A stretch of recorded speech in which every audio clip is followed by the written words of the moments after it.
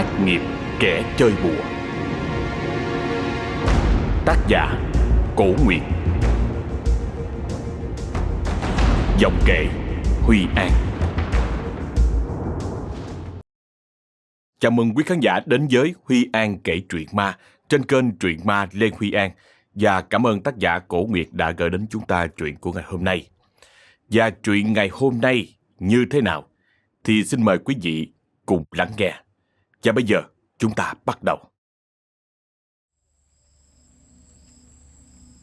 Một ngày hè oi bức, trong căn nhà rộng lớn khang trang ở một vùng quê heo hút nhưng rất đổi yên bình. Bên cạnh mấy hàng dừa xanh đang nghiêng mình trợp bóng. Bà Ba Phiến đang ngồi phe phẩy cây quạt giấy ở trên bộ dán thông đặt ở ngoài hiên trước. Bà đưa mắt nhìn qua thằng con trai của mình đang vuốt ve lấy bộ lông của con gà điều, gắt gỏng lên tiếng. Tối ngày bay có nhiêu đó hả? Không lo làm ăn hay phụ giúp được gì cho tao hết trơn hết trọi á. Nuôi mày tới giờ rồi mày chỉ biết đi lo cho mấy con gà, chứ mày có nghĩ gì tới cha má của mày đâu. Toàn nghe vậy thì liền ngước mặt lên. Nó cười hề hề vô tư trả lời bà Ba Phiến. Má cực khổ gì đâu, cần gì con giúp. Nhà có mấy đứa người làm đó, muốn làm gì thì kêu nó làm thôi trời. Ai biểu sinh con ra là con nhà giàu làm gì, giờ con phải hưởng thụ chứ làm sao. Bà Ba tức muốn trào máu. Bà xếp cây quạt lại rồi thẳng tay ném về phía của Toàn, nói như hét. Mộ tổ cha mày còn trả treo nữa hả? Mày mà không lo học hỏi làm ăn thì tiền chất như núi cũng có ngày sạt lở. Tao không phải là con rắn để mà lột da sống đời, lo bao bọc cho mày hoài đâu á. Toàn lúc này mới bực mình. Nó đứng dậy ôm lấy con gà điều bỏ đi một nước, mặc kệ cho bà Ba còn đang ngồi ở trên bộ dán mà nhìn theo chửi rủa. Bà Ba Phiến ở trong nhà này năm xưa chỉ mang danh làm vợ lẽ, nhưng khi chồng chết, còn vợ lớn thì bỏ lên chùa tu, cho nên bà mới được thừa hưởng toàn bộ cái gia sản này của ông chồng mình để lại. Bởi vì bà đẻ được một thằng con trai để cho ổng nói giỏi tông đường, chứ còn bà vợ lớn thì không biết làm sao mà mấy chục năm trời trôi qua vẫn như vậy, không có một bụng con nào. Toàn là đứa con trai duy nhất của dòng họ Trần còn sót lại, cho nên nó vốn được cưng chiều từ hồi còn nhỏ. Cho tới tận bây giờ cũng như vậy. Nhưng dạo gần đây thì bà Ba tự nhiên lại thấy trong người của mình không được khỏe, thường xuyên đau lưng, nhức mỏi với đủ thứ chứng bệnh lặt vặt, nên bà nghĩ chắc mình cũng đã tới độ xế chiều rồi. Nếu mà không lo uốn nắn tập tành cho cái thằng con trai quý tử bây giờ, thì sợ sau này khi bà khuất bóng, nó lại đem cái gia sản này mà dâng tặng hết cho người ta, còn không thì cũng đem đi đổ sông đổ biển hết. Toàn vừa đi khỏi thì bà Ba Phiến nhìn thấy ở ngoài cổng có một đứa con gái nào đó đang đứng cầm cái nón lá, cứ nhìn vô bên trong nhà với điệu bộ thập thò. Ngó bộ dạng cũng còn khá trẻ, không biết là con nhà ai, nên bà liền lớn tiếng hỏi. Đứa nào á bay? Có chuyện gì không? Đứa con gái hình như bị giật mình, đưa tay che lấy mặt rồi vụng về đội cái nón lá lên, quay lưng định bỏ đi thì đã bị bà Ba Phiến kêu giật ngược lại. Ê nè, đứa nào á? Tới đây thì sao không vô? Cô gái lúc này mới đứng lại, chậm rãi quay ngược trở vô. Từng bước đi tới gần bà Ba Phiến, rồi đưa tay gỡ cái nón lá xuống, cất giọng nhẹ nhàng. Dạ, con này dì Ba. Con là đứa nào? Nghe giọng điệu của bà Ba, cô gái hình như có chút bối rối nên run run trả lời. Dạ, con là Út Phượng. Má con là Tư Nho bán cá đó dì Ba. Bà Ba Phiến ngó nghiêng, lúc này mới nhận ra Út Phượng, liền hỏi. Rồi bay tới đây có chuyện gì không? Tao nhớ là tao đâu có dặn cá của má bay đâu. Út Phượng mặt mày trắng nhợt, nhìn giống như là đang bị bệnh hay là có vấn đề gì đó về sức khỏe. Cô khẽ cúi đầu thấp giọng. Dạ không phải dì ơi, con tới để kiếm anh Toàn. Bà Ba Phiến nghe tới đây thì trong lòng liền có một dự cảm không phải chuyện gì tốt đẹp.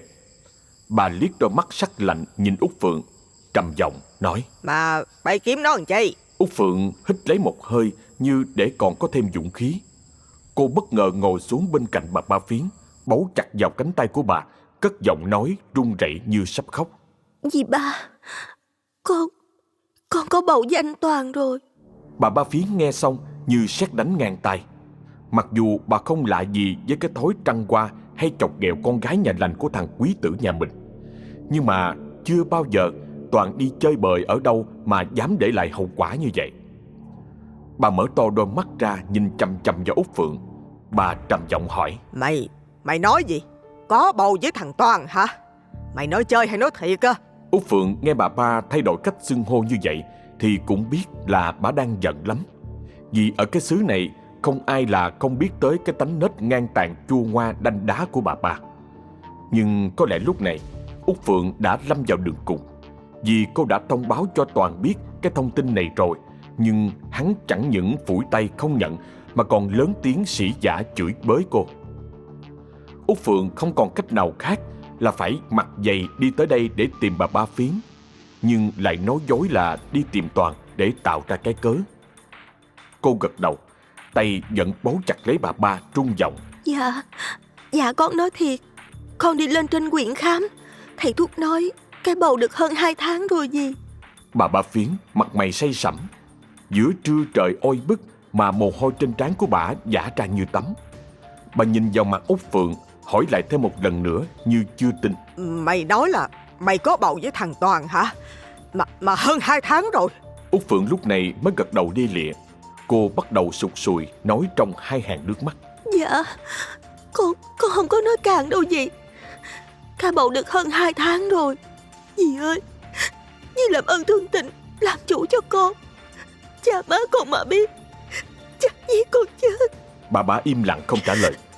Dường như cái tin này đang làm cho bà bị sốc. Phải mất một lúc lâu thì bà Ba Phiến mới bình tĩnh lại được. Bà giật tay ra rồi nhìn Út Phượng, liếc ánh mắt sắc như dao, gằn giọng: Mày ăn chơi ở đâu rồi giờ tính đổ lên đầu con trai tao hả? Không có cửa đâu nghe con. Con tao nó là con nhà gia thế, lý nào nó qua lại với đứa như mày hả? Tao nói cho mày biết nha, gái theo nó xếp hàng đầy ngoài đường kia kìa mà nó còn chưa ưng bụng á. Một đứa mình mẩy hôi tanh mùi cái như mày, sức mấy mà nó thèm ngó tới. Út Phượng lắc đầu. Cô vội vàng quỳ thụp xuống, níu lấy bàn tay của bà Ba Phiến, nói ngắt quãng: Dì ba, con thề với dì là con nói thiệt. Nếu mà có nửa lời gian dối, cho trời đánh con chết. Cái bầu này là của anh Toàn thiệt mà dì ba.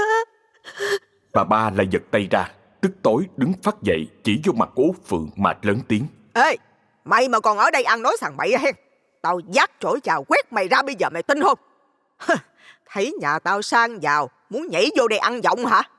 Liệu hộ mày nghe, biến đi cho khuất mắt tao, lẹ lên. Vừa nói, bà Ba Phiến vừa túm lấy áo của Út Phượng đẩy mạnh cô đi ra ngoài. Nhưng Út Phượng cứ ghi chặt mình ở lại. Cô không chịu đi mà còn cố níu lấy cánh tay của bà Ba Phiến, luôn miệng van xin. Thấy Út Phượng lì lợm, bà Ba Phiến ngay lập tức quay ngoắt ngó vô trong nhà rồi kêu người làm. Út Phượng bị một thằng thanh niên lôi ra ngoài. Nó bỏ cho cô ngồi bệt ở dưới đất rồi nhanh chóng quay trở vô nhà đóng cổng lại. Mặc kệ cho Út Phượng có cố lết tới, cô đứng dậy bám chặt tay lên trên mấy thanh sắt của cánh cổng, luôn miệng khóc lóc cầu xin. Nhưng bà Ba Phiến lại nhếch miệng hứ dài một tiếng, nói vọng ra: Cái đồ không biết liêm sĩ, cha má mày không biết dạy, để mà đi lăn chạy tới mức có chữa, rồi còn dám dắt mặt tới đây đổ thừa con trai tao ha. Cái đồ mất nết, thứ hư thối. Út Phượng nghe thấy hết những lời thoá mạ đó của bà Ba Phiến. Cô dần bừng tỉnh và ý thức được là bà ta không hề muốn nhận đứa cháu nội này. Út Phượng ngồi phịch xuống đất, khuôn mặt ướt nhoe vì nước mắt. Rồi sau đó thì đầu óc của cô cũng trở nên rối bời mụ mị, không biết đang suy nghĩ chuyện gì. Buổi tối hôm đó, sau khi đã vui chơi đã đợi ở bên ngoài, Toàn về nhà mặt mày sưng xỉa. Thấy hắn về mà không có ôm theo con gà điều thì bà Ba Phiến cũng biết là Toàn đã chơi thua tới mức mất luôn cả xác con gà. Bà Ba lắc đầu không thèm nói tới, chắc có lẽ là vì chán nản. Ngồi trên mâm cơm chỉ có hai mẹ con. Lúc này thì bà Ba Phiến mới nhìn Toàn, trầm giọng: Mày với nhỏ bán cá kia qua lại hồi nào? Toàn đang nhai miếng thịt, nghe vậy thì bỗng dưng bị mắc nghẹn ở cổ. Hắn bưng dội lấy ly nước uống ực một hơi, rồi đưa ánh mắt láo liên nhìn bà Ba, ấp úng trả lời: Sao Sao má biết vậy? Bà Ba Phiến nhếch miệng, vẫn bình thản vừa ăn cơm vừa nói. Tao đẻ mày ra mà, có gì mà tao không biết. Toàn thấy thái độ bình thường đó của bà Ba thì lúc này nhịp tim của hắn mới dần ổn định lại được phần nào. Hắn cười hề hề chả lả. Thì con là con trai mà, ra ngoài chọc ghẹo gái một chút, có gì đâu. Bà Ba Phiến bất chợt giằng mạnh chén cơm xuống bàn, làm cho Toàn cũng bị giật mình.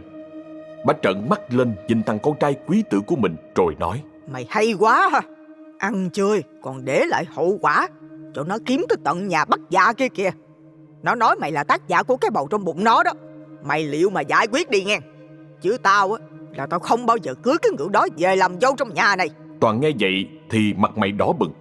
Hắn đùng đùng nổi giận đập mạnh xuống bàn, nghe một cái rầm, miệng rít lên. Cái con khốn nạn này, nó dám tới tận đây nói với má luôn hả? Đã cảnh cáo rồi mà còn không sợ nữa. Bà Ba Phiến thở hắt ra một làn hơi như cố để kìm nén. Bà không ăn cơm nữa vì có lẽ lúc này có ráng nuốt cũng không trôi. Bà Ba liếc nhìn thằng con trai của mình. Mặc dù la mắng là như vậy, nhưng trong ánh mắt vẫn còn ẩn chứa sự nuông chiều. Bà nói. Thôi, được rồi, mọi chuyện để đó tao giải quyết cho. Mày chỉ cần cương quyết không thừa nhận là xong. Toàn ý mình có một bà mẹ quyền lực cùng với gia đình giàu có, thì hắn cũng nghĩ mình giống như con ông trời. Muốn làm gì thì làm. Dù sao cuối cùng cũng đã có bà Ba ra tay dọn sạch đường cho nó rồi. Toàn bắt đầu cất giọng giả bộ như thanh minh. Nhưng mà đúng thiệt là nó không phải con của con. Mày im đi, tao lạ gì cái thối của mày nữa. Không phải của mày, đố cha nó dám dắt cái bụng tới đây mà ăn dạ. Toàn bị bà Ba Phiến điểm mặt thì liền im thinh thích, không dám trả lời thêm một câu nào. Bởi vậy mà người ta mới nói rằng ở trên đời này không có ai hiểu con bằng mẹ. Đang lúc hai mẹ con còn đang định tranh luận gì thêm thì bất ngờ có một thằng thanh niên từ ở nhà trên hớt hải chạy xuống.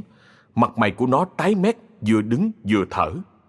Bà Ba Phiến ngó thấy bộ dạng của nó thì liền chau mày hỏi. Mày làm cái gì mà như thế ma vậy cọ? Có chuyện gì hả? Thằng cò trong đám người làm là thân tín nhất với chủ vì nó biết nịnh bợ. Nó vẫn còn vừa thở vừa trả lời. Ba, anh Toàn, có chuyện rồi. Bà Ba nghe vậy thì cũng liền thấy chột dạ, tưởng là có chuyện gì nghiêm trọng xảy ra nên mới vội vàng đứng lên nhìn thằng cò hỏi gấp. Chuyện gì? Mày nói thì nói cho rõ luôn coi. Toàn thì vẫn rất bình thản, bởi vì hắn vốn xưa nay đâu có thèm quan tâm gì tới công ăn chuyện làm ở trong nhà. Thằng cò lúc này cũng thở xong rồi, nó cũng bình tĩnh nói được. Bà hay tin gì chưa? Con Út Phượng nó thắt cổ tự tử chết rồi đó bà. Bà Ba Phiến bị cái thông tin của thằng cò làm cho giật mình, suýt chút nữa là đã té xuống ghế. Tay của bà trung trung vịn lại cái bàn, miệng hỏi thằng cò. Mày nói cái gì? Con nhỏ con của bà bán cá hồi sáng á hả? Nó tự giận chết rồi. Ở đâu? Thằng cò nhanh miệng trả lời. Ở gần mé sông á, cái chỗ gần miếu ông Tà. Nó thắt cổ ở trên nhánh cây bần. Người ta đang bu đen ở ngoài đó kìa. Con đi ngang thấy đông người tụ tập cho nên mới ghé vô coi thử. Trời đất ơi, nhìn nó thấy ghê lắm bà ơi. Toàn lúc này mới ngước lên. Hắn không sợ như bà Ba Phiến, mà trái lại còn vô cùng bình thản. Hắn nhìn thằng cò nạt ngang. Mẹ nó, chết thì kệ cha nó chứ, liên quan gì nhà tao mà mày chạy về đây mày báo tin mà còn nói chuyện đó nữa. Mày có bị ngu không vậy? Thằng cò chưng hửng, nó ấp úng. Dạ, tại... Bà Ba Phiến bất ngờ quay qua tán cho thằng con trai mình một cái vô đầu rồi chửi. Bà nội cha mày mới bị ngu á. Mới hồi sáng nó vô đây khóc lóc, giờ nó tự giận thì mày nghĩ có liên quan không? Toàn lúc này mới hiểu ra vấn đề. Hắn đứng im một lúc như để suy nghĩ, rồi mới quay qua khiều bà Ba hỏi. Má, vậy rồi giờ tính sao đây má? Bà Ba lúc này cũng không biết tính sao. Tự nhiên quả từ đâu ập vô tới nhà trở tay không kịp. Bà Ba Phiến nghĩ ở trong đầu, phải chi mà hồi sáng biết trước đừng có giằng co thì còn đỡ. Chứ bây giờ tự nhiên con Út Phượng sau khi tới nhà mình khóc lóc rồi đi treo cổ như vậy thì rất khó tránh lời ra tiếng vào. Im lặng một hồi, Rồi bà ba mới ngó qua nhìn thằng cò hỏi: Nè, hồi sáng mày có để ý có ai nhìn thấy nó ở ngoài trước cổng nhà mình không? Hay là có ai lãng vãng ở gần không? Thằng cò lắc đầu. Nó trả lời chắc nịch là nó không có nhìn thấy ai hết. Bà ba Phiến nghe vậy thì thở phào, căn dặn thằng cò là không được bếp xếp hay nói với bất kỳ ai về chuyện hồi sáng Út Phượng có tới đây.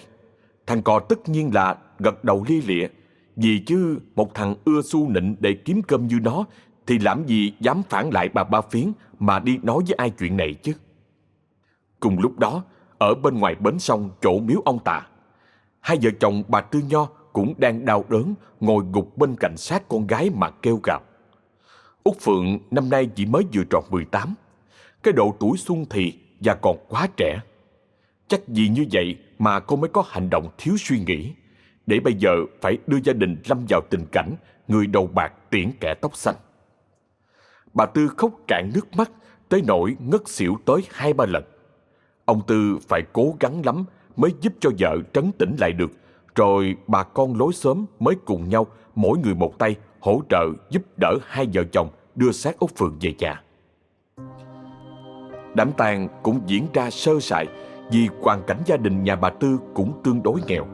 Quanh năm chỉ bám mặt vào mấy trụ cá ở ngoài chợ kiếm đủ tiền lo cơm cháo. Ngày đưa chiếc quan tài gỗ của Út Phượng đi chôn cất ở ngoài mảnh đất nhỏ ở phía sau hè, bầu trời đột nhiên lại kéo mây đen che kín. Gió lớn thổi lên ào ào, mang theo từng đợt mưa trút xuống, trắng xóa cả một vùng, mặc dù mấy hôm trước thời tiết vẫn còn đang oi ả. Thấy trời mưa quá lớn, mấy chú kiên quan tài chuẩn bị đi hạ quyệt mới bàn nhau che bạt ở phía trên chỗ khoảng đất chôn Út Phượng, vì lo sợ trời mưa đất sẽ lở, rất khó khăn trong việc đào lấp. Nhưng khi tấm bạt vừa được dựng lên thì cũng là lúc có một tia sét sáng lòa bỗng từ trên bầu trời đột nhiên dội thẳng xuống. Tia sét xuyên qua cả tấm bạt, dán ngay vào trúng cái nắp quan tài, làm cho nó bị cháy xém hết một mảng. Nhận thấy đây là dấu hiệu không lành, sư thầy được mời về để tụng lễ tang cho Út Phượng mới dầm mưa đi ra kêu mọi người khoan hãy hạ quyệt. Thầy nói: lôi dán lên quan tài là điệp gỡ, cần phải dời giờ chôn lại để tụng kinh hóa giải. Ông bà Tư lúc này cũng bước tới, khuôn mặt lo lắng hỏi sư thầy: thầy, nhà con không đủ điều kiện thay hòm cho cháu, con sao không hả thầy? Sư thầy lắc đầu nói không có gì đáng lo, quan tài chỉ bị cháy xém một vệt nhỏ nên không có gì nghiêm trọng. Chỉ cần lấy buồn non trộn với một ít cát ở trong lư hương đắp vô, sau đó đợi thầy tụng niệm xong thì cứ hạ quyệt chôn cất bình thường. Và rồi quan tài của Út Phượng cũng được hạ xuống êm đẹp trong làn mưa giăng trắng xóa, giống như ông trời cũng đang thầm khóc thương để tiễn đưa cô về nơi an nghỉ cuối cùng. Cô ra đi để lại cho mọi người một niềm thương tiếc vô hạn vì tuổi đời còn quá trẻ. Bà Tư đau đớn vật vã, bỏ ăn bỏ uống hết mấy tháng trời. Ông Tư thì dù gì cũng là đàn ông, lại là trụ cột ở trong nhà, nên vẫn còn cố gắng gượng. Có lúc buồn nhớ con thì cũng lén khóc không để cho ai biết. Nhưng rồi cuộc sống của ông bà đâu thể vì cái chết của Út Phượng mà không cần tiếp tục. Họ lại quay trở về với công việc hàng ngày, vẫn buôn bán cá ở ngoài chợ. Chỉ khác là nét buồn trong ánh mắt thì không thể nào che giấu được. Nơi khúc sông chỗ miếu ông Tà, kể từ sau cái chết của Út Phượng cũng xảy ra nhiều chuyện lạ. Cho tới bây giờ thì vẫn chưa ai biết rõ lý do gì sao mà cô phải tự kết thúc cuộc đời của mình. Kể cả cha má của cô là ông bà Tư Nho cũng không biết rốt cuộc là vì nguyên nhân gì đã khiến cho con gái của mình lại chọn cách ra đi đường đột tới như vậy. Vào một đêm tối muộn, trên bầu trời chỉ còn sót lại mảnh trăng non đang chiếu sáng mập mờ xuyên qua mấy tán lá bần ở ngoài mé sông, chỗ gần miếu ông Tà. Thằng Hai Tửng có tiếng gan đi nhất ở trong xóm, hí hửng vác cần câu ra, vừa ngồi vừa huýt sáo. Nó không quan tâm tới chuyện mà người dân dạo gần đây vẫn hay đồn thổi. Cho tới khi đang móc miếng mồi vô lưỡi câu thì Hai Tửng mới bỗng giật mình vì có một giọng nói vang lên ngay sau lưng của nó. Nè, cá ở đây tao nuôi rồi, tự nhiên lại đây câu hả? Đi ra chỗ khác đi.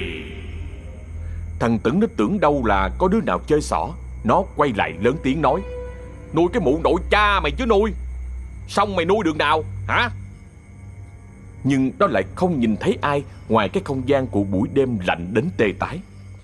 Thằng Tửng lúc này mới khẽ nhíu mày. Nó ngó giáo giác xung quanh để tìm kiếm, nhưng ở bến sông bây giờ, ngoài nó ra thì làm gì còn có bóng dáng của người nào khác nữa. Hai Tửng lấy làm lạ. Nó khẽ lẩm bẩm một mình trong miệng: Má nó, đứa nào rảnh dữ vậy ta? Và rồi nó lại tiếp tục móc mồi. Vừa móc vừa hít sáo thì đột nhiên có một vật gì đó từ ở trên cao rơi xuống, trúng ngay vào giữa đỉnh đầu của nó. Thằng Hai Tửng đưa tay xoa đầu, ngước mắt lên nhìn ở trên nhánh cây bần rồi chửi đổng: Đứa nào chơi mất dạy vậy hả? Tụi bay muốn phá tao đúng không? Đứa nào ngon thì ló mặt ra đây, chạy lên. Nhưng đâu có ai ở trên đó đâu mà trả lời nó. Hai Tửng nhìn một hồi thì thấy đúng là không có ai cả. Chỉ có một trái bần nằm lăn lóc ở dưới đất. Thì lúc này nó mới nghĩ là do gió lớn làm cho trái bần bị rụng rồi vô tình trúng đầu của mình. Chứ ở đây giờ này thì làm gì còn có ai ngoài nó nữa. Thằng Tửng bực bội quăng cái lưỡi câu xuống nước, miệng lẹp bẹp: Tao mà biết đứa nào phá tao thiệt ha, tao lột xác tụi bay đó nghe. Rồi nó lại ngồi đó thong thả, vừa câu cá vừa tận hưởng cái không khí se se lạnh của thời tiết đêm yên tĩnh. Được một lúc thì thằng Tửng lại bị một trái bần nữa rơi đánh bụp vào đầu. Nó đau quá liền ngước mắt lên rồi la: Đứa nào mất dạy vậy? Ma tụi bay! Nhưng thằng Tửng bỗng nhiên im bặt, vì ở trên nhánh cây bật lúc này đang có một người con gái ngồi chắc dẻo. Trên người của cô ta mặc một chiếc áo bà ba trắng. Cô gái đưa ánh mắt đen tuyền nhìn thằng Tửng, tay còn cầm trái bần đưa lên miệng ăn ngọt lịm. Sau đó nói: Nè, ăn không? Bần chua ngon lắm. Mà câu được bao nhiêu cá rồi? Tao nói, cá ở đây tao nuôi mà. Mày có câu tới sáng cũng không dính con nào đâu. Thằng Tửng lúc này miệng như á khẩu, vì nó nhận ra được dưới bóng trăng lờ mờ, người con gái đó chính là Út Phượng. Hai Tửng mặt mày cắt không còn một giọt máu. Nó há hốc miệng ú ớ chỉ nói được vài chữ: Ma! Có ma! Rồi nó đứng lên ù té chạy như bay ra khỏi bến sông, mà bỏ luôn cả đôi dép với cái cần câu của mình. Rồi mấy ngày sau đó, thêm một cặp tình nhân ở trong xóm lén lút hẹn hò, đưa nhau ra ngoài gốc cây bần ngồi tâm sự. Đang lúc cao trào thì Út Phượng lại hiện ra cười khúc khích. Cô ngồi chồm hổm chống cằm nhìn cặp tình nhân bằng một đôi mắt đen láy, cất giọng xa xăm: Sao không cắt lá chuối mà nằm? Nằm trên đất như vậy, kiến nó cắn là nhức thấy mấy ông trời luôn. Cặp tình nhân hoảng hồn ngồi dậy, gom quần áo chạy thục mạng. Út Phượng vẫn ngồi chống cằm nhìn theo, rồi khẽ nhíu mày lẩm bẩm: Làm gì mà chạy như nhìn thấy ma vậy không biết nữa. Hóa ra là kể từ hôm Út Phượng treo cổ cho tới bây giờ, cô vẫn không hề hay biết rằng mình đã chết. Chỉ cảm thấy thắc mắc là tại sao mình lại cứ quanh quẩn ở đây hoài không thoát ra được. Nhiều lần muốn bước ra ngoài, nhưng cứ bị một lực vô hình nào đó kéo lại. Út Phượng cũng không nhớ gì và lý do vì sao, tại sao cô lại ở đây. Thậm chí là cả cha má của mình và nhà của mình cô cũng hoàn toàn không nhớ. Và rồi chỗ miếu ông Tà với gốc cây bần ngoài bến sông, kể từ khi bị loan tin đồn là có ma thì bình thường không có mấy ai dám lui tới nữa. Ban ngày đã ít rồi, tầm chạng vạng cho tới khi trời tối thì tuyệt nhiên không có ai dám bén mảng ra ngoài chỗ này dù là có việc. Mọi chuyện cũng dần trôi qua. Bà con ở trong xóm cũng quên dần về Út Phượng với cái chết đau lòng của cô, cũng như lý do vì sao mà cô lại tự hoại đi mạng sống của mình. điều đó vẫn còn là bí ẩn mà không ai có thể tìm ra lời giải đáp. 1 năm sau, ở trong xóm có hai vợ chồng còn khá trẻ, người từ ở vùng xa chuyển đến. Hai vợ chồng mua một mảnh đất nhỏ, dựng một căn nhà mái lá đơn sơ nằm kế bên mảnh ruộng của đất nhà bà Ba Phiến. Người chồng tên là Vĩnh, còn người vợ tên là Hồng. Ngày mới về, hai vợ chồng không có quen ai trong xóm, nên lúc dựng nhà chỉ có mình anh Vĩnh một tay làm tất cả. Ông Tư Nho đi ngang qua nhìn thấy vậy thì sốt sắng chạy vào, vừa làm quen vừa phụ giúp rất nhiệt tình. Kể từ đó thì hai nhà cũng trở nên thân thiết, rồi dần dần hai vợ chồng của anh Vĩnh mới làm quen được với từng người từng nhà ở trong xóm cho tới tận bây giờ. Bà Ba Phiến dạo này sức khỏe cũng tự nhiên xuống cấp.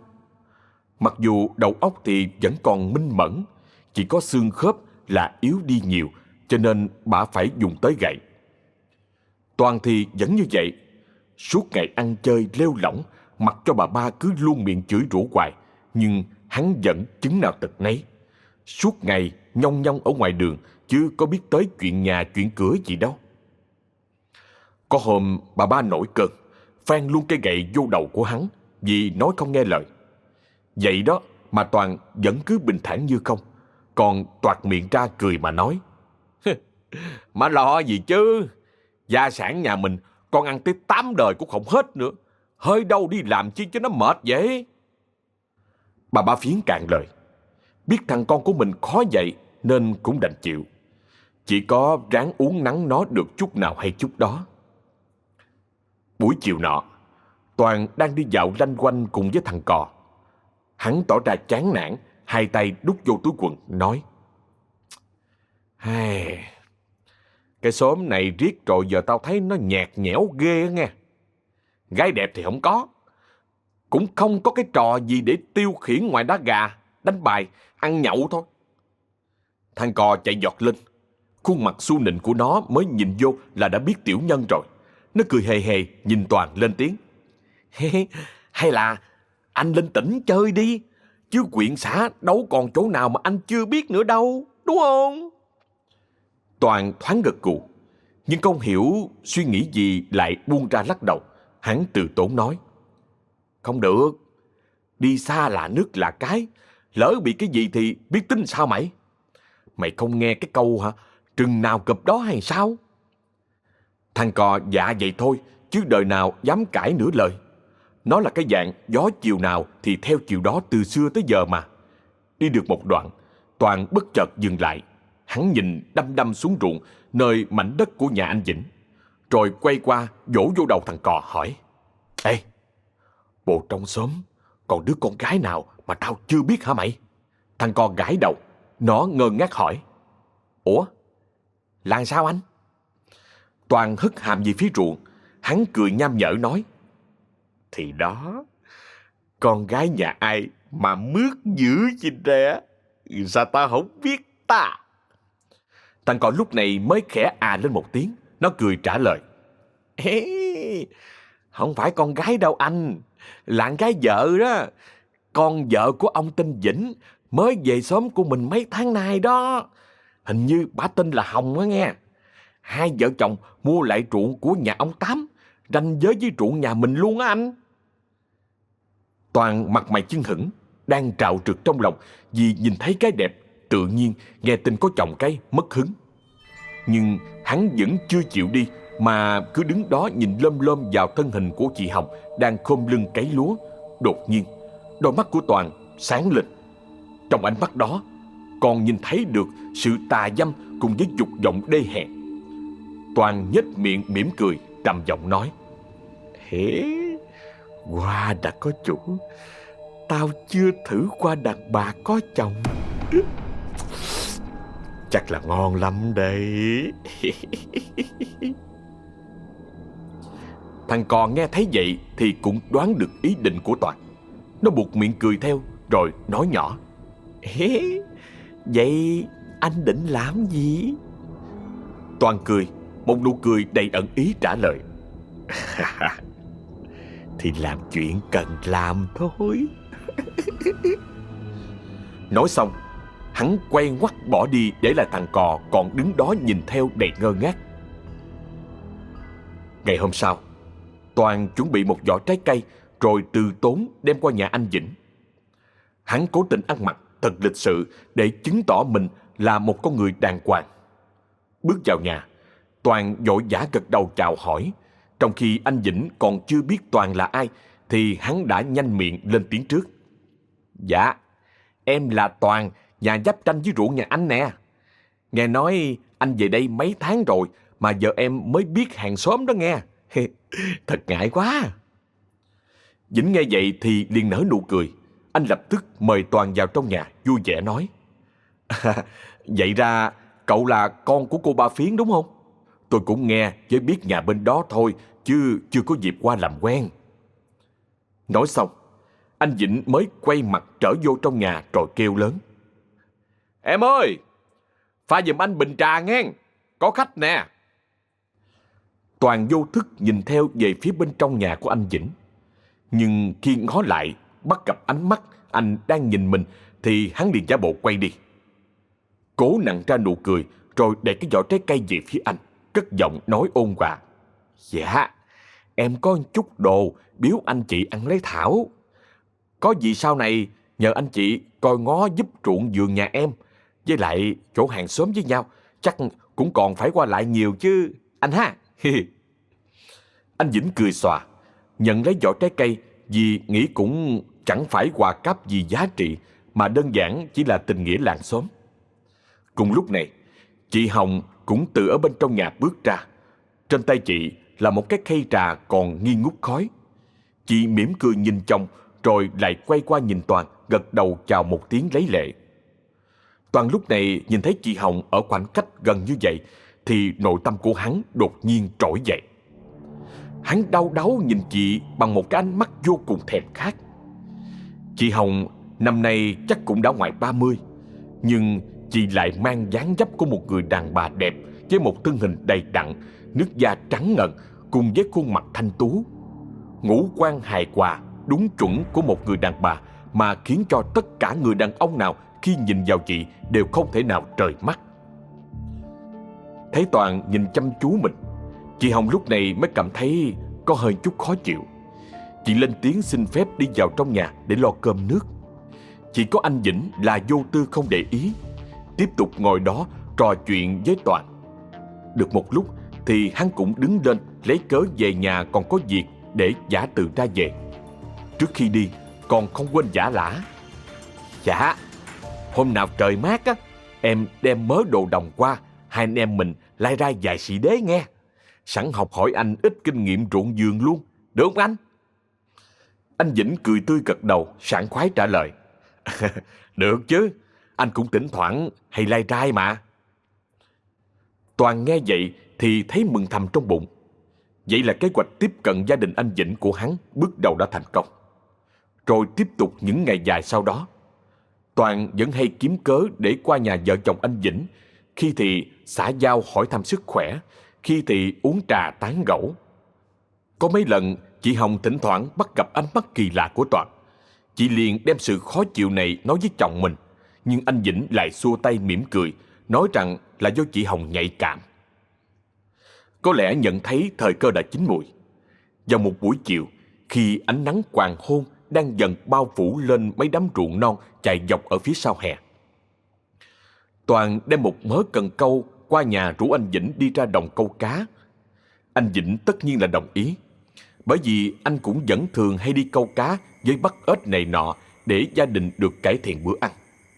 Nếu còn dư thì anh đem ra chợ bán kiếm chút đỉnh tiền để cho chị Hồng lo cơm gạo, vì vợ chồng anh xưa giờ vẫn hay có thói quen tiết kiệm, mặc dù hoàn cảnh gia đình cũng không phải thuộc cái hàng thiếu thốn. Hai người cầm theo đèn pin đi ra ngoài ruộng. Lúc tìm được chỗ để câu thì trời lúc này cũng đã nhập nhoạng tối rồi. Anh Vĩnh vẫn vô tư, vừa cười vừa quay qua nhìn Toàn mà nói. Mà sao cậu không tính cưới vợ con gì đi? Cũng gần 30 rồi còn gì? Toàn bật cười. Vốn dĩ hắn định trả lời cho qua chuyện, nhưng bất chợt lại nhớ đến chị Hồng. Toàn lúc này mới cố tình nói bóng nói gió. Dạ, em không thấy ai hợp với em hết á. Phải chi mà ở trong xóm có cô gái nào vừa đẹp người vừa đẹp nết, lại đảm đang tháo vát như chị Hồng thì em cưới liền. Anh Vĩnh nghe vậy chẳng những không mảy may nghi ngờ cả đàn ông đang ngồi bên cạnh vốn đã có ý đồ với vợ mình, mà còn mỉm cười khích lệ. Trời ơi, cậu nói quá rồi. Người như cậu thì con gái theo thiếu gì. Tôi chỉ sợ cậu kén chọn quá thôi. Toàn không trả lời. Hắn chỉ nhếch mép cười nửa miệng, nhưng cố ý không để cho anh Vĩnh nhìn thấy cái thái độ của mình. Hai người ngồi đó vừa câu cá vừa nói đủ thứ chuyện trên đời, cho tới khi màn đêm lúc này đã bao trùm lấy toàn bộ cả không gian. Toàn ngồi một lúc liền giả bộ đứng lên, xoay người qua lại như để vận động cho đỡ mỏi. Nhưng anh Vĩnh không hề hay biết rằng đó chính là hành động mà Toàn đang ra ám hiệu cho đồng bọn để thực hiện cái kế hoạch đã được hắn chuẩn bị sẵn, dã tâm vô cùng. Anh Vĩnh bị hai thằng thanh niên ở đằng sau đánh úp. Tụi nó dùng một khúc gỗ lớn liên tiếp đánh đập vào đầu của anh.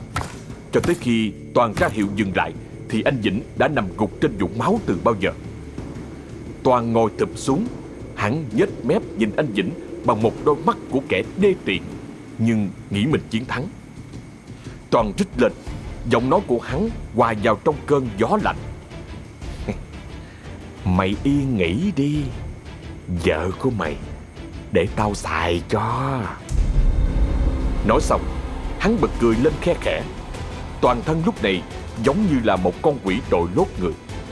Kể từ khi hắn đem lòng si mê chị Hồng thì hắn luôn xem anh Vĩnh như là một cái gai trong mắt cần phải được diệt trừ. Hắn thèm khát chị Hồng tới nỗi muốn quá đi. Điều mà từ xưa tới giờ hắn mặc dù có phong lưu nhưng chưa từng như vậy. Toàn chỉ thị cho hai thằng thanh niên cũng nằm ở trong cái đám ăn chơi, nhưng xài tiền của hắn kéo xác anh Vĩnh thả xuống ao để xóa sạch hết mọi dấu vết. Hắn còn cố ý lục tung trong túi quần túi áo của anh Vĩnh, coi có bao nhiêu tiền thì lấy sạch. Cả cái đồng hồ anh hay đeo ở trên tay hắn cũng lột xuống, rồi sau đó ung dung trở về nhà. Đến tối khuya, chị Hồng đợi hoài cũng không thấy chồng về nên đâm ra lo lắng. Nhưng một thân một mình chị thì không dám đi ra ruộng để tìm, nên mới xách trong đèn đi qua nhà bà Ba Phiến gọi cổng. Thằng còn nghe thấy tiếng chị thì đi ra mở cổng. Nó nhìn chị giả bộ vừa ngái ngủ vừa hỏi. Ủa, chị Hồng, khuya rồi, chị qua đây có chuyện gì không? Chị Hồng nét mặt vô cùng lo lắng. Chị nhìn thằng cò hỏi gấp. Nè, anh Vĩnh chồng chị có ở bên này không? Hồi chiều cậu Toàn rủ ảnh đi câu cá lóc, mà sao tới giờ chưa thấy về nữa. Khuya rồi chị không có dám đi ra ruộng nên mới qua đây hỏi thử nè. Thằng cò là giả bộ ngơ ngác. Nó nhìn chị trả lời. Ủa, anh Toàn bị đau bụng nên về nhà từ sớm rồi mà. Ảnh ăn cơm còn không được nữa. Về cái là vô buồn nằm tới giờ luôn đó. Chị Hồng nghe vậy thì lại càng cảm thấy hoang mang. Không biết rốt cuộc là chồng mình đã đi đâu mất rồi, nên lúc này giọng của chị cứ run run như sắp khóc. Trời ơi, vậy sao anh Vĩnh còn chưa về nữa? Đó giờ anh đâu có đi đâu mà quá nửa đêm như vậy. Thằng cò thấy như vậy thì lên tiếng. Thôi, để em vô kêu anh Toàn, hỏi ảnh coi làm sao, chứ em không biết gì hết trơn hết trọi á. Chú đi hỏi cậu Toàn giùm chị đi. Chị Hồng có vẻ sốt ruột. Sự lo lắng hiện rõ trên gương mặt của người đàn bà vì vô tình mà đã trở thành nguyên nhân gián tiếp gây ra cái chết tang thương của chồng mình, nhưng vẫn không hề hay biết. Toàn sau một hồi thì cũng từ trong nhà bước ra. Hắn làm ra điều bộ mệt mỏi, rồi chậm rãi đi về phía cổng, nhìn chị Hồng nói. Em nghe nói là anh Vĩnh chưa về nhà hả chị? Chị Hồng gật đầu lia lịa, nhanh chóng trả lời. Chưa, đó giờ ảnh không có đi đâu quá giờ như vậy. Tôi thấy lo quá. Toàn lúc này mới cố tỏ ra trấn tĩnh. Hắn nói. Sao lạ vậy? Hồi tối hai anh em đi câu được có một chút à. Em bị đau bụng quá cho nên mới về trước. ảnh nói là ráng câu thêm chút nữa rồi về sao? Vậy rồi ảnh đi đâu ta? Chị Hồng lắc đầu, nơi khóe mắt đã bắt đầu rơm rớm. Toàn ngay lập tức quay trở vô nhìn thằng cò nói lớn: Nè, mày đem đèn pin ra đây, đi với tao ra ruộng kiếm anh Vĩnh, nhanh lên đi. Thằng cò gật đầu lia lịa rồi chạy nhanh vô trong nhà lấy ra 2 cái đèn pin. Thấy Toàn sốt sắng giúp mình như vậy thì chị Hồng cũng liền lên tiếng cảm ơn hắn rối rít, sau đó nói muốn đi chung. Cả 3 người vội vàng đi trong bóng đêm, men theo con đê dài dẫn ra ruộng lúa, vừa đi vừa kêu tên anh Vĩnh vang dội. Vì không muốn bị nghi ngờ nên Toàn đã cố ý để cho chị Hồng là người đầu tiên phát hiện ra cái xác của anh Vĩnh. Không cần phải nói là chị đã bị sốc và đau đớn tới mức độ nào. Chị Hồng quỳ gục bên xác chồng rồi sau đó ngất liệm đi, không còn hay biết gì nữa. Đám tang của anh Vĩnh cũng diễn ra chóng vánh. Vì 2 vợ chồng mới tới đây định cư nên không có quen biết gì nhiều. Ở trên xã, ngay vào sáng hôm sau có xuống để làm việc, cũng như để điều tra về cái chết của anh Vĩnh. Nhưng họ lại không tìm thấy bất cứ manh mối nào ở xung quanh hiện trường, ngoài kết luận là anh Vĩnh bị tấn công bất ngờ. Có thể là bị hành hung, cướp của, còn về phần thủ phạm thì họ nói là sẽ đưa hồ sơ vụ việc lên cấp trên để chờ thụ lý. Trong đám tang của anh Vĩnh, Toàn là người phụ giúp rất nhiệt tình. Hắn chạy đôn chạy đáo để lo toan tất cả mọi thứ từ trong ra ngoài, với lý do là để chuộc đại lỗi lầm, vì hắn cảm thấy một phần nào có lỗi. Hắn luôn miệng nói với chị Hồng là nếu như chiều đó hắn không rủ anh Vĩnh đi câu thì chắc có lẽ đã không xảy ra chuyện đau lòng như vậy. Chị Hồng ngồi gục bên cạnh quan tài, tay cứ ôm lấy tấm di ảnh của chồng mà khóc nghẹn, chứ đâu còn tâm trạng hay quan tâm tới chuyện gì khác nữa. Bà Tư Nho phải ở bên cạnh an ủi chăm sóc, chứ nếu không thì chắc có lẽ chị Hồng cũng đã đau đớn vật vã mà đập đầu vào quan tài để đi theo anh Vĩnh mất rồi.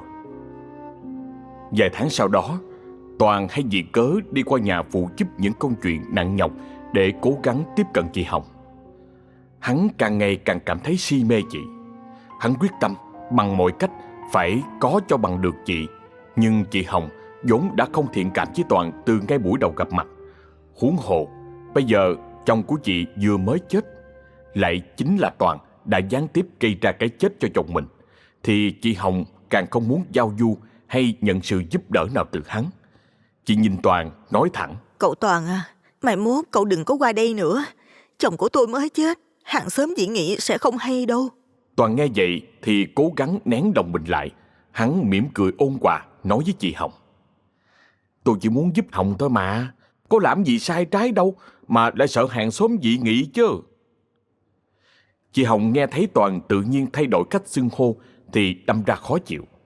Chị cũng không thích cái kiểu nói chuyện không minh bạch này của Toàn, nên liền lên tiếng sửa lưng hắn: Nè, cậu ít tuổi hơn tôi đó, nói chuyện lịch sự chút đi. Toàn bật cười. Hắn không trả lời chị Hồng mà lại nhìn chị đăm đăm như con chó đói nhìn miếng mồi ngon mà thèm khát. Nhưng rồi một chút lý trí còn sót lại, Toàn lại thay đổi thái độ, tỏ ra bình thản và thân thiện để cho chị Hồng không phải đề phòng. Hắn nói: Được rồi, nếu như không, chị Hồng không thích thì tôi không qua đây nữa. Tôi xin lỗi vì tất cả những chuyện đã xảy ra.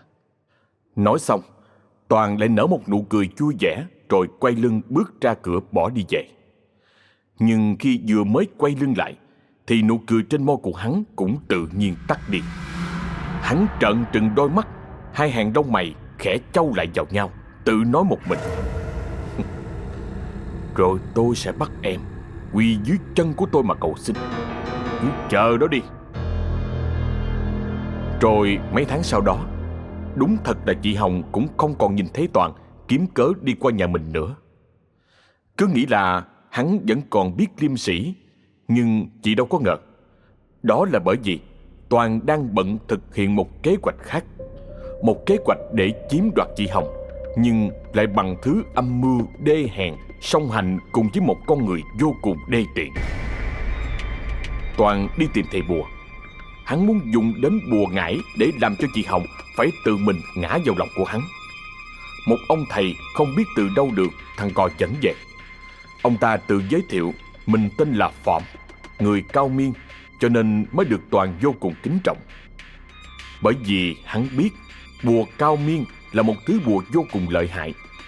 Còn người làm bùa này thì chắc chắn cũng thuộc vào cái hàng thầy bà cao tay ấn, chứ không phải dạng tầm thường.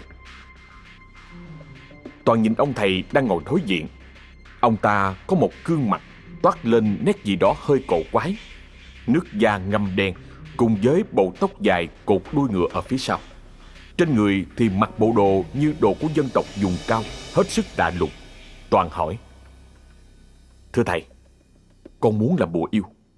Thầy có thể giúp con được không?" Thầy Phỏm mỉm cười, bình thản hớp một ngụm trà rồi từ tốn nói: "Được chứ, nhưng cậu muốn đối phương vẫn còn có nhận thức hay chỉ đơn giản là thuộc về cậu thôi?" Hai mắt của Toàn sáng rỡ. Hắn nhanh miệng hỏi lại: "Tức là đối phương sẽ còn nhận thức nhưng lại yêu mình say đắm, đúng không thầy?"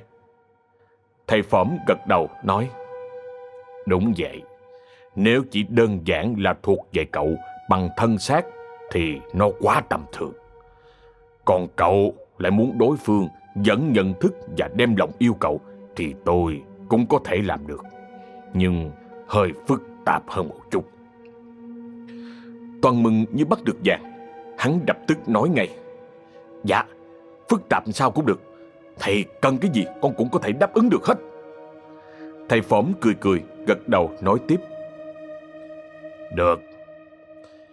Vậy thì tôi cần phải có một vong linh chết khi mang thai, một mảnh đất trống có ít người lui tới. Thứ còn lại là thời gian và kết quả." Toàn vừa nghe qua thì cảm thấy đúng thật là có hơi khó. Vì chứ vong linh chết khi mang thai thì hắn biết đi đâu mà tìm. Hắn cũng không phải là thầy bà bắt vong, cũng không biết làm bằng cách nào để thu phục được, thì làm sao mà luyện thứ bộ yêu này được chứ. Còn đang ngồi suy nghĩ thì thằng cò lúc này đứng ở phía sau đột nhiên lên tiếng: "Anh Toàn, vong linh chết khi mang thai, có một người." Toàn quay phát lại. Hắn nhíu mày nhìn nó hỏi: "Ai?" "Là Út Phượng đó." Toàn lúc này mới ngớ người. Hắn đã quên bẵng đi chuyện về Út Phượng vì đã quá lâu rồi. Bây giờ nghe thằng cò nhắc nhở, đôi mắt của Toàn liền trở nên sáng rực. Hắn quay qua nhìn thầy Phỏm nói ngay: "Có rồi thầy, nhưng mà con không biết hiện tại cô ta còn lẫn quẩn ở đó hay là không, hay là đi đầu thai rồi, hoặc là đã tan hồn lạc phách. Với lại con cũng không dám tới đó nữa." Toàn không dám nói ra lý do chính là vì hắn sợ Út Phượng trả thù, nên kể từ khi Út Phượng chết rồi, trong xóm loan tin đồn là ở ngoài bến sông chỗ miếu ông Tà có ma, nên không bao giờ Toàn dám bước ra đó dù chỉ là một bước. Nhưng thầy Phỏm lại mỉm cười. Ông ta nhìn Toàn bình thản nói: "Không sao, cậu cứ dẫn tôi ra đó, tôi tự có cách bắt vong linh." Toàn là một lần nữa mừng rơn. Hắn coi thầy Phỏm giống như là một vị thần, bởi vì không những thầy giúp cho hắn có được chị Hồng, mà còn diệt trừ luôn được cả hồn ma của Út Phượng. Toàn nhanh chóng gật đầu. Hắn nói: "Dạ được, nếu như thành công, con sẽ báo đáp cho thầy thật hậu hĩnh." Thầy Phỏm bật cười. Ông ta không trả lời, có nghĩa là cũng không từ chối, vì vốn dĩ ông ta làm công việc này vì tiền mà. Và rồi Toàn lấy hết can đảm, ngay trong đêm đó dẫn thầy Phỏm đi ra ngoài bến sông chỗ miếu ông Tà. Mặc dù tham vọng là như vậy, nhưng khi nghĩ tới Út Phượng thì trong lòng của hắn vẫn còn có chút lo sợ, nên cứ đứng do dự. Toàn chỉ tay vào cây bần, nhỏ giọng nói với thầy Phỏm: "Cô ta treo cổ ở đó đó thầy." Thầy Phỏm gật đầu không nói gì, chỉ kêu Toàn đứng tránh ra một bên để cho ông ta làm pháp sự. Ông ta bắt đầu ngồi xuống trong tư thế xếp bằng, hai tay bắt ấn để lên đầu gối rồi nhắm mắt lại, miệng đọc lâm râm những câu từ gì đó mà Toàn đoán ở trong giới thầy bà nó được gọi là thần chú hay là bùa chú. Lúc này, một cơn gió lớn đột nhiên bắt đầu nổi lên từng cơn, tạo ra những âm thanh nghe vi vút làm cho những nhánh cây bần đột nhiên rung lắc dữ dội. Rồi vang lên đâu đó có tiếng khóc nỉ non ai quán như vọng về từ một cõi xa xăm. Toàn điếng hồn. Hắn xà xuống níu lấy cánh tay của thầy Phởm trung giọng: Thầy ơi, nó tới. Thầy Phởm lúc này mới từ từ mở mắt. Ông ta mỉm cười lên tiếng: Tôi biết rồi, chính tôi đã làm cho nó thức tỉnh đó. Toàn nghe không hiểu.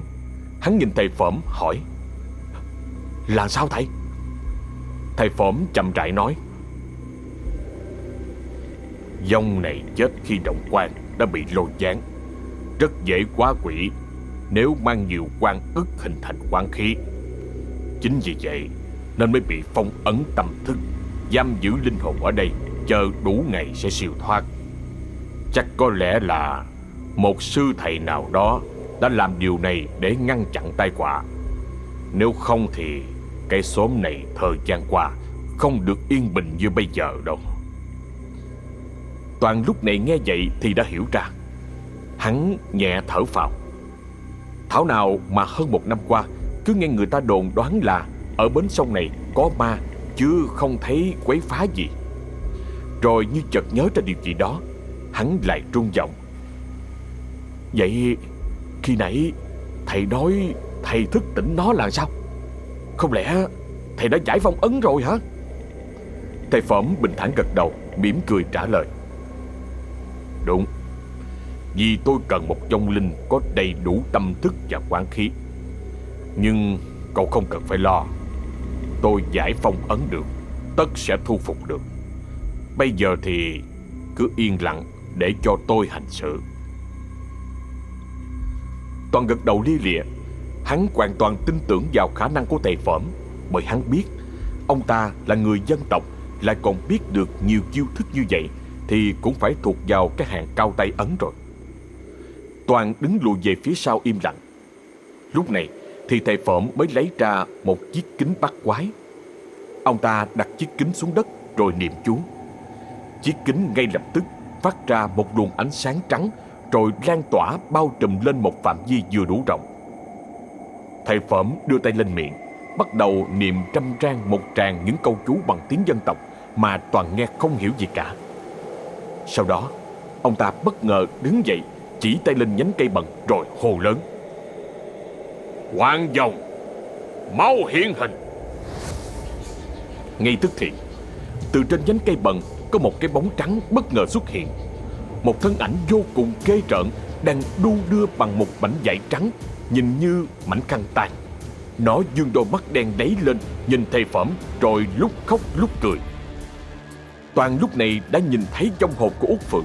Hắn sợ hãi tới mức muốn tè cả ra quần, vội vàng chạy tới níu chặt lấy cánh tay của thầy bùa, run giọng: Thầy ơi! Thầy Phởm vẫn giữ thái độ bình tĩnh. Ông ta mỉm cười quay qua nhìn Toàn, cất giọng từ tốn: Không có gì đâu. Bây giờ nó có nhận ra cậu cũng không làm gì được cậu đâu. Lo lắng làm cái gì? Toàn nghe vậy thì cảm thấy hơi chột dạ. Hắn ấp úng: Ủa? Sao thầy biết vậy?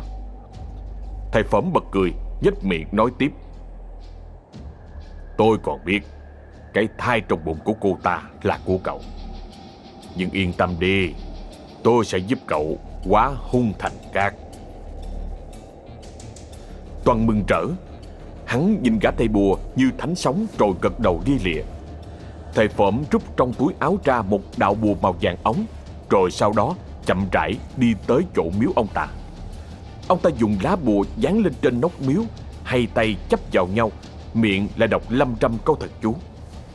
Chờ cho ông ta quay lại, Toàn thấy thắc mắc nên mới nhanh miệng hỏi, thì được ông ta trả lời rằng: Cậu đã nghe câu ông địa giữ nhà, ông tài giữ ruộng bao giờ chưa? Toàn nghệch mặt ra lắc đầu. Ông thầy Phởm bật cười nói tiếp: Ông tà có nguồn gốc từ tín ngưỡng của dân Khmer. Người ta gọi là thần, nhưng thực chất ông ta chỉ là một vị tiểu thần canh giữ ruộng vườn, chăm sóc hoa màu thôi. Quyền năng không lớn, nên tôi có thể che mắt ông ta được. Cậu cứ tạm hiểu là vong hồn cô gái này được một sư thầy gửi gắm cho ông ta canh giữ. Bây giờ tôi đem cô ta đi thì buộc lòng phải che mắt ông ta. Toàn gật đầu.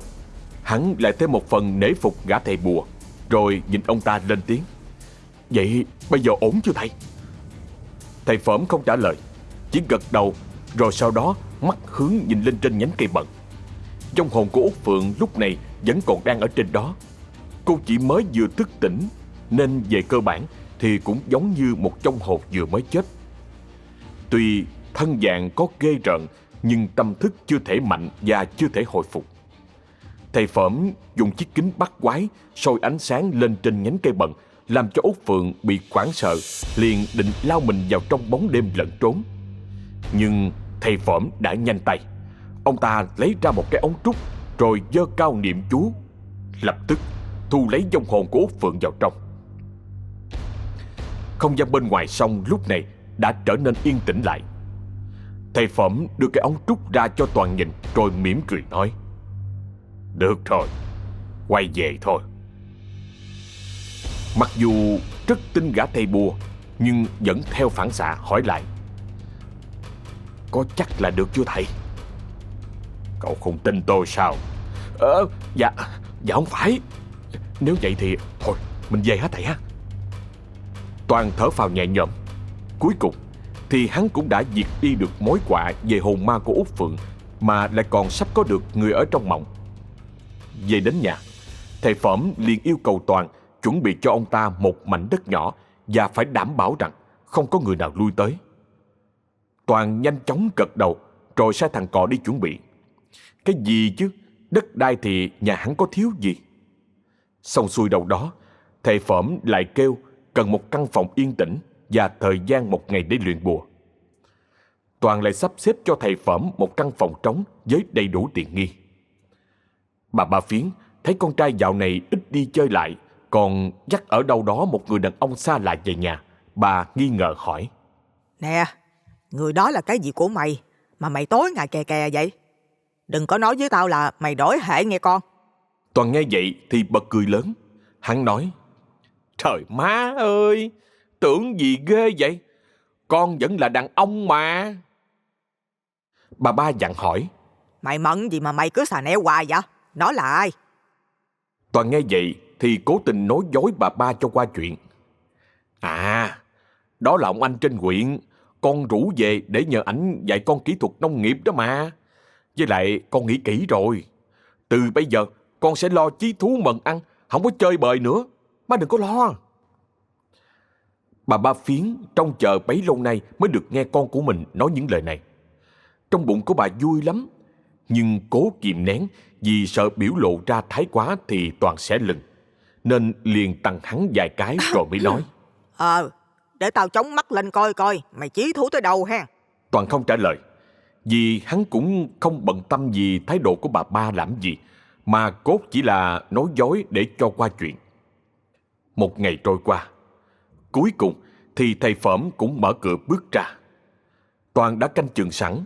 Hắn lao tới đứng trước mặt của ông, hỏi thăm tới tấp: Sao rồi thầy? Sao rồi thầy?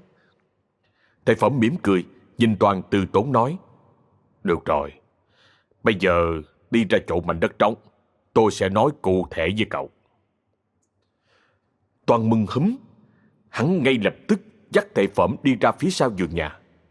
Nơi đây Toàn đã cho phát quang hết tất cả bụi rậm hay cây cỏ, rồi căn dặn người ở trong nhà là không được bén mảng tới gần, nếu không thì sẽ bị đuổi khỏi nhà.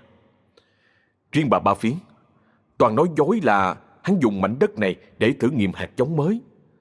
Bà Ba thấy con trai thật sự biết lo mần ăn và chịu khó học hỏi như vậy thì cũng rất vui, nên không thèm quản làm gì.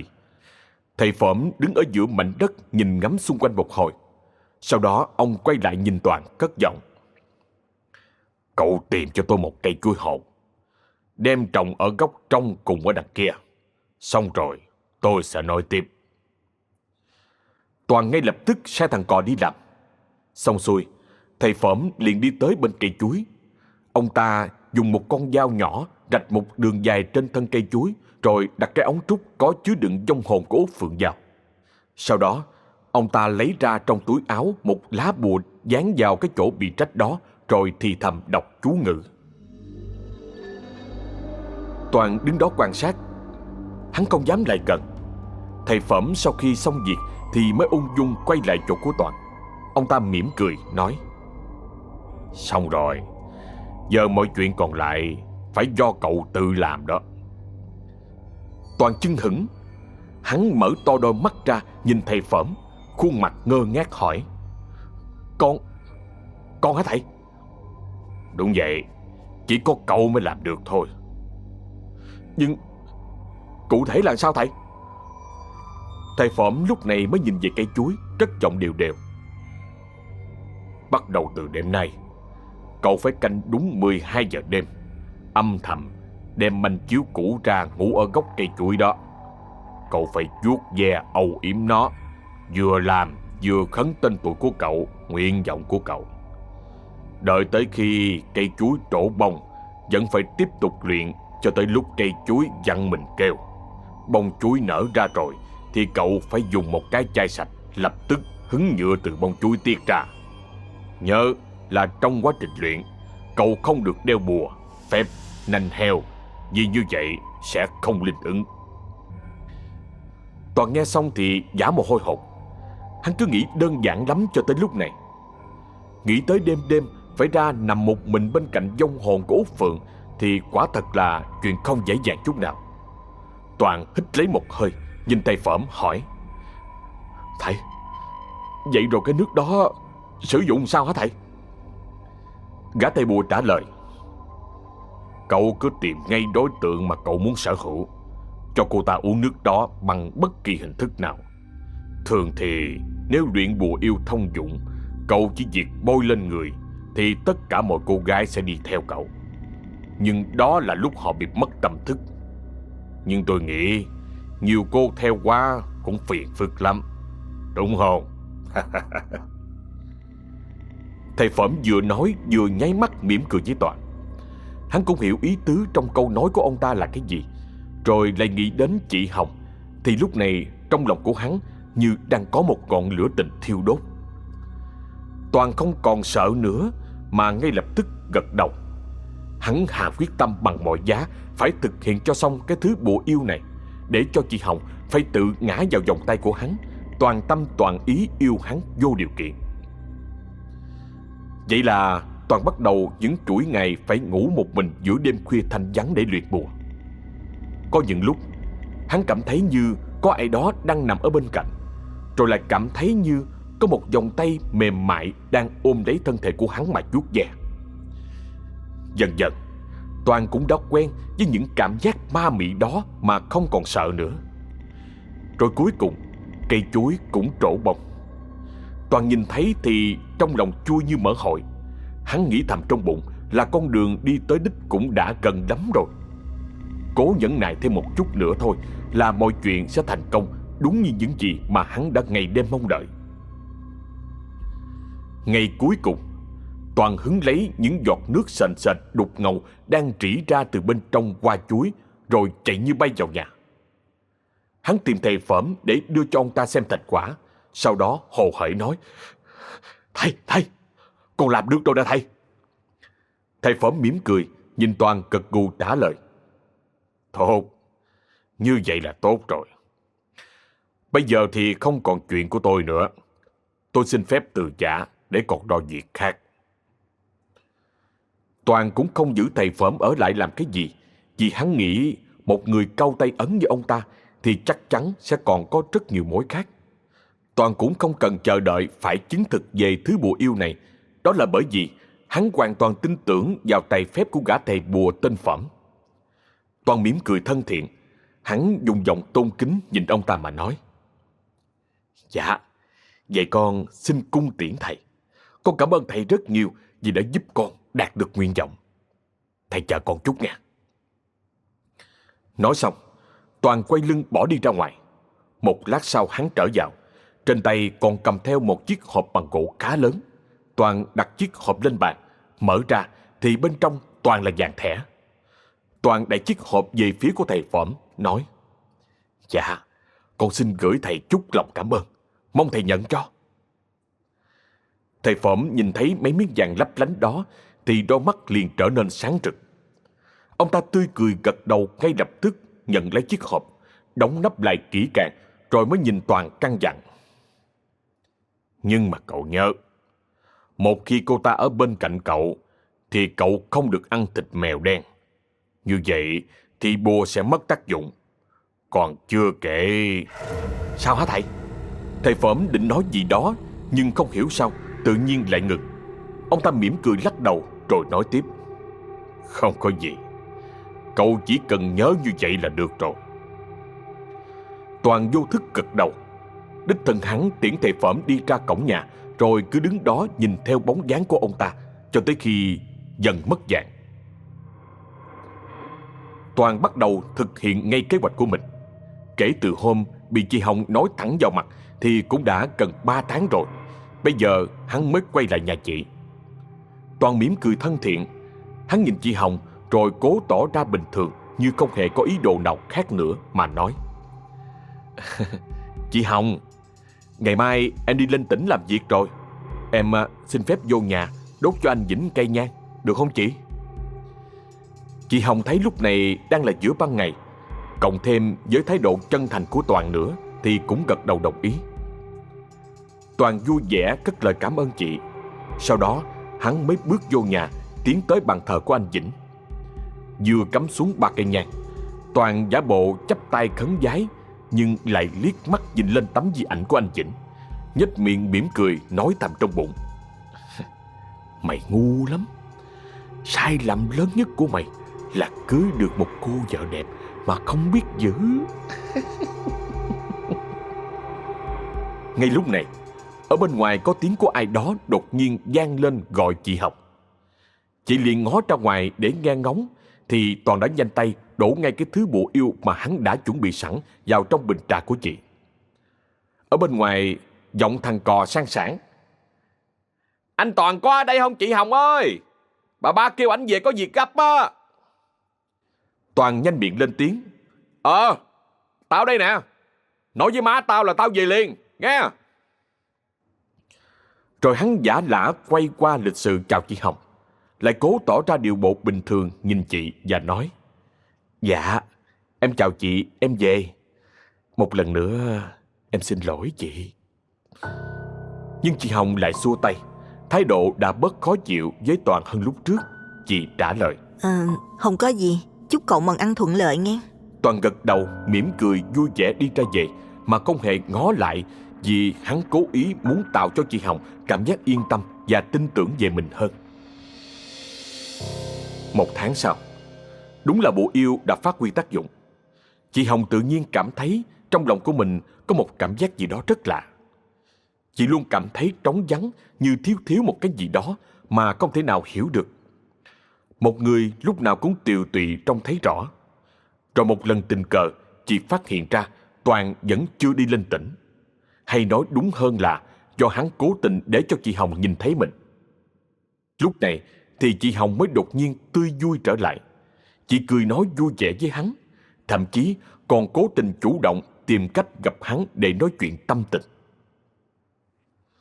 Toàn vui lắm, nhưng hắn vẫn cố ý tỏ ra bình thản, không đói hoài gì đến chị. Hắn muốn để cho chị phải quỳ lụy hắn. Hắn muốn hành hạ, làm cho chị phải yêu hắn đến thân sơ thất sở, thì hắn mới cảm thấy vui vẻ và phấn khích. Những lúc như vậy thì chị Hồng cảm thấy rất buồn. Chị cứ ra vào, mắt ngó nhìn qua bên căn nhà của Toàn, mà không thiết tha ăn uống hay làm được việc gì khác nữa. Rồi thời gian trôi qua, cũng đã tới lúc cả hai người không còn chịu đựng được sự dày dò.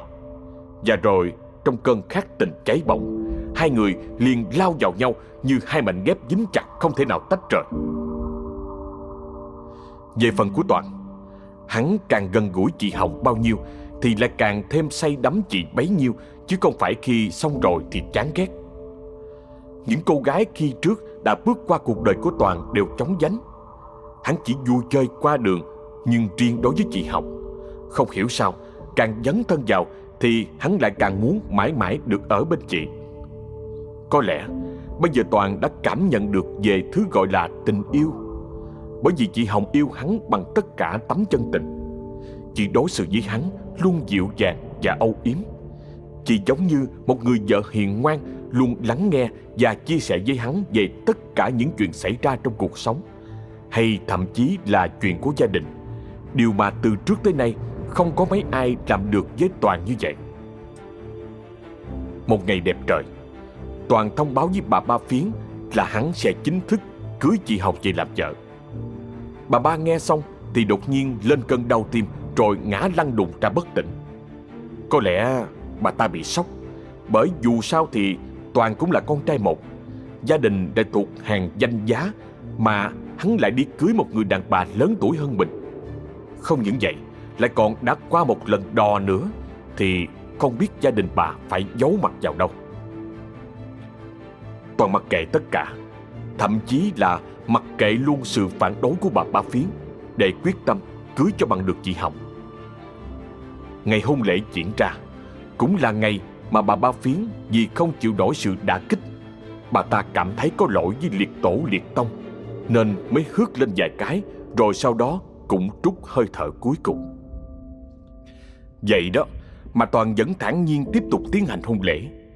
Hắn sai người lo hậu sự cho bà Ba Phiến trong im lặng. Cũng không phải là vô tình hay không thương tiếc, mà là vì đã lỡ làm rồi thì không thể nào dừng lại được. Bởi ở ngoài sân nhà còn có rất nhiều quan khách, hầu hết là những người bà con ở trong xóm xa gần. Người ta tới dự cũng chỉ nghĩ đơn giản là vì một lời mời, chứ thực sự đâu đó trong đám cưới vẫn có rất nhiều những âm thanh xì xầm bàn tán về cái chuyện tình của con trai nhà bà Ba Phiến. Tối hôm đó, Toàn uống rất say. Hắn thất thểu bước vào linh đường, nơi có đặt tấm di ảnh của mẹ mình. Toàn khóc sụt sùi trong cơn say, nhưng không phải hắn khóc thương mẹ, mà là trách móc bà tại sao lại ngăn cản tình yêu của hắn. Toàn kể lể đủ thứ, rồi lại khóc nức nở. Hắn nhừa nhựa nói: "Má, tại sao má lại tự nhiên lăn đùng ra chết, trong khi tôi còn chưa cưới vợ xong vậy? Tôi yêu thì có gì sai chứ. Mà má không muốn cho tôi thành gia lập thất hay gì? Hồng thì có gì không tôi? Cô yêu tôi thật lòng mà. Từ trước tới giờ làm gì có ai yêu tôi thật lòng như vậy đâu. Tụi nó toàn là yêu tiền của tôi không thôi." Toàn vừa nói vừa chỉ tay lung tung, rồi tự đấm vào ngực của mình thùm thụp. Đột nhiên ngay lúc đó, cái lư hương để ở trước tấm hình thờ của bà Ba Phiến không hiểu tại sao lại bốc cháy lên ngùn ngụt. Toàn hoảng hồn lùi lại mấy bước. Hắn nhìn đăm đăm một hồi thì nhận ra là do ở cái chân nhang bị bén gốc nên bắt lửa. Toàn nhẹ thở phào.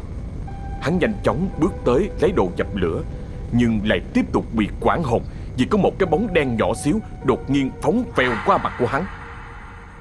Toàn la lên một tiếng, rồi khi định thần lại thì hắn mới thấy đó là một con mèo đen với đôi mắt vàng khè sáng quắc. Con mèo đang ngồi chễm chệ trên bàn thờ nhìn hắn chằm chằm.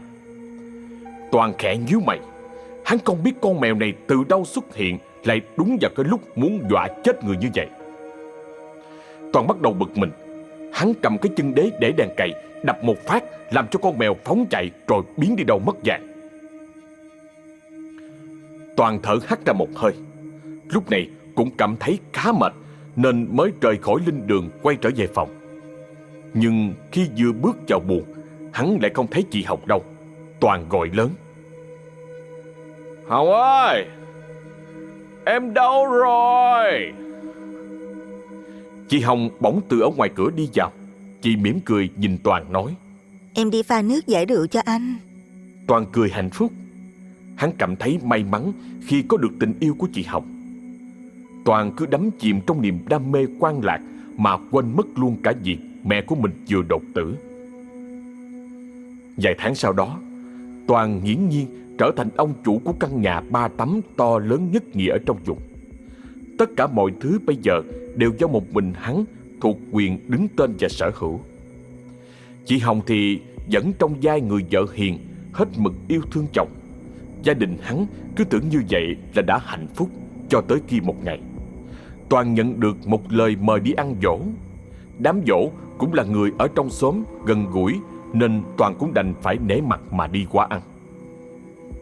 Tới nơi, Toàn nhìn thấy ông Tư Nho, cha của Út Phượng, cũng đang ngồi đó ăn tiệc. Hắn cố tình tránh mặt vì vẫn còn ám ảnh về cái chết của Út Phượng và tội lỗi của mình gây ra. Kể từ khi Toàn được sống trong sự hạnh phúc và tình yêu thương của chị Hồng, thì con người của hắn cũng tự nhiên dần dần thay đổi. Hắn trầm lặng hơn, chững chạc hơn và cũng thường hay suy nghĩ về quá khứ nhiều hơn. Có lẽ hắn sợ phải đánh mất đi cái sự bình yên đó, nên mới cảm thấy trân trọng, bởi vì hắn sợ phải nghĩ tới hai từ nhân quả. Ông Tư vừa nhìn thấy Toàn thì liền tươi cười. Ông níu lấy cánh tay của hắn rồi kéo hắn ngồi cùng, cất giọng niềm nở. Cậu Toàn, lâu quá không gặp. Dạo này cưới vợ xong lo làm ăn quá hay sao mà ít thấy cậu đi lòng vòng trong xóm quá vậy? Toàn lúc này muốn tránh cũng không tránh được. Hắn gượng cười, nhỏ giọng đáp. Dạ, cũng bình thường thôi à chú Tư. Ông Tư Nho bật cười, hào sảng nói tiếp. Thôi, ngồi xuống đây với tôi lai rai, người trong xóm không mà.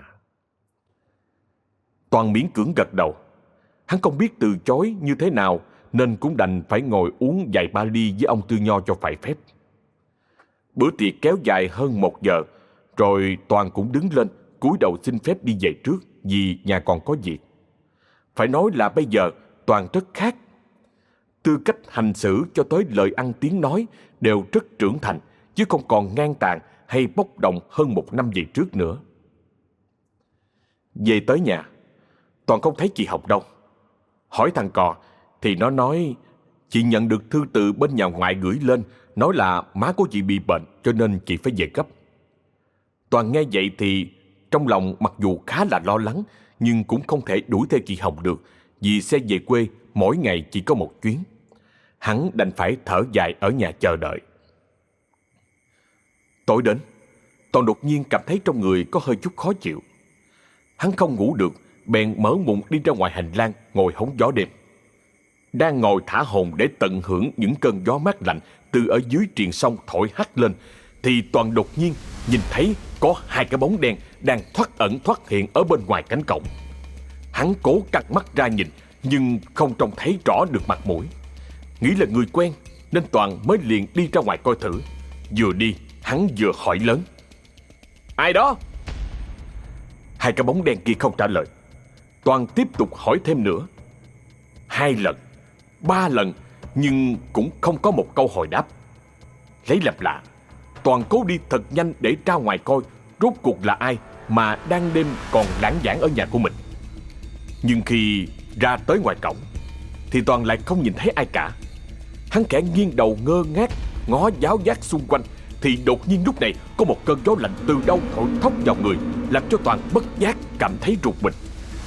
Hắn vô thức nghĩ tới những trong hồn lang thang, vì chính bản thân của hắn cũng đã từng tận mắt chứng kiến về những thứ đó, hay cụ thể là vong hồn của Út Phượng.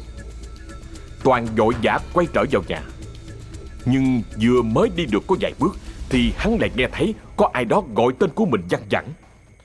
Tiếng gọi trầm thấp, vừa xa vừa gần, không xác định. Toàn, chạy đi, chạy nhanh đi! Toàn giật mình quay phắt lại. Trong bóng tối lờ mờ, hắn nhìn thấy có 2 cái bóng người đang đứng ở ngoài cổng. Họ còn đưa tay vẫy về phía của Toàn như kêu gọi. Toàn mặc dù lúc này đã đoán ra cái suy nghĩ vừa rồi của hắn là đúng, nhưng vẫn lấy hết can đảm mà bước đi ra. Hắn bỗng giật mình vì nhận ra được đó chính là 2 người bạn ăn chơi cùng với hắn năm xưa mà hắn đã nhờ họ xuống tay để thủ tiêu anh Vịnh. Toàn điên hồn, toàn thân run rẩy, miệng lắp bắp. Trí, Hảo, hai người. 2 hồn ma mặt mày nhuộm đầy máu đỏ, thân ảnh mập mờ, mang một ánh mắt đầy vẻ hoảng sợ, đau đớn nhìn Toàn, như ngầm cảnh báo một điều gì đó kinh khủng khiếp lắm. Toàn lùi lại, mồ hôi vã ra như tắm, rồi sau đó co chân chạy thẳng vào trong nhà. Hắn không dám quay đầu lại nhìn, đi một mạch vào trong căn buồng, rồi sau đó khóa kín cửa, ngồi phịch xuống dưới giường mà thở dốc. Đang còn chưa kịp định thần thì đột nhiên ở phía trên đống tủ quần áo lúc này có một con mèo đen bất ngờ lao xuống. Nó giơ móng vuốt ra cào lên người của Toàn, rách hết mấy đường trớm cả máu. Toàn rú lên một tiếng. Hắn đau quá nên dùng chân đá một cú thật mạnh vào con mèo, làm cho nó cũng hoảng hồn rồi chạy đi đâu mất dạng. Còn chưa kịp xử lý vết thương do bị mèo cào thì Toàn lại nghe bên ngoài có tiếng ai đó lại gọi mình. Cái tiếng đó vô cùng quen thuộc.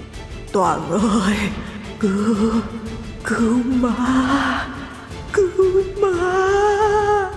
Lúc này thì Toàn đã nhận ra giọng nói này chính là của bà Phiến.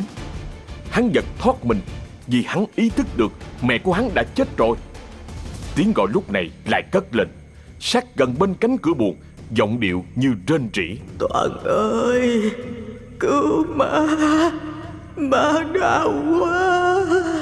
Toàn lúc này trên trán đã vã hết mồ hôi hột. Hắn gào lên. Là ai? Ai giả thần giả quỷ vậy? Má tôi chết rồi.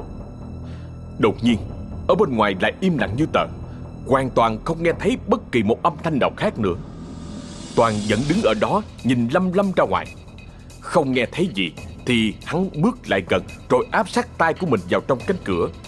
Nhưng vừa áp vào thì cánh cửa đột nhiên bị ai đó đập mạnh từ ở bên ngoài, làm cho Toàn suýt chút nữa là đã hét lên. Hắn nhanh chóng lùi lại thì cánh cửa lại trở về với hiện trạng ban đầu. Toàn nghĩ là có ai đó đang ở bên ngoài cố tình hù dọa mình nên không chút do dự. Hắn lao tới, bấu vào nắm cửa, mở toang ra rồi la lớn. Ai đó? Nhưng Toàn lại không nhìn thấy ai cả. Ở bên ngoài là một khoảng không gian trống trải. Chỉ thỉnh thoảng có vài cơn gió từ ngoài cửa sổ thổi hắt vào, mang theo cái lạnh trờn trợn, làm cho Toàn bất giác khẽ rụt mình. Hắn nhẹ thở phào và tự nghĩ trong đầu tất cả chỉ có thể là do ảo giác. Toàn nhẹ lắc đầu, cố xua đi những suy nghĩ tiêu cực, rồi quay lưng định trở vào buồng thì đột nhiên hắn cảm nhận thấy ở phía một bên vai của mình có một bàn tay của ai đó lạnh cống đang bám chặt vào. Toàn lúc này cả thân người bắt đầu tê cứng. Hắn đứng yên một chỗ rồi lấy hết can đảm từ từ quay mặt lại. Đối diện với Toàn là một thân ảnh trắng toát, mái tóc đen dài rủ rượi cùng với gương mặt xanh xao tái nhợt. Toàn vô cùng kinh hãi vì hắn nhận ra đó chính là Út Phượng. Toàn ấp úng nói không được tròn câu. Cô, tại sao cô lại ở đây? Cô...